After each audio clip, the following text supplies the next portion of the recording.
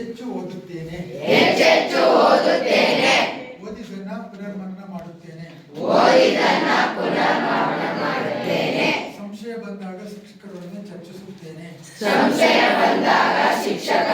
ಚರ್ಚಿಸುತ್ತೇನೆ ಹೀಗೆ ನಿರಂತರ ಅಭ್ಯಾಸ ಮಾಡುತ್ತಾ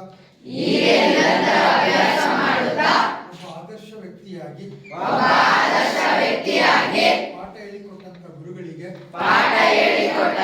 ಗುರುಗಳಿಗೆ ಜನ್ಮ ಕೊಟ್ಟಂತ ತಂದೆ ತಾಯಿಗಳಿಗೆ ನವೀನ್ ಬನ್ನಿ ಬೇಕು ಜನ್ಮ ಕೊಟ್ಟಂತ ತಂದೆ ತಾಯಿಗಳಿಗೆ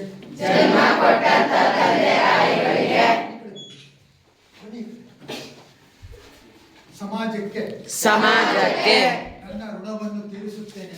ನನ್ನ ಋಣವನ್ನು ತೀರಿಸುತ್ತೇನೆಂದು ಆತ್ಮಸಾಕ್ಷಿಯಿಂದ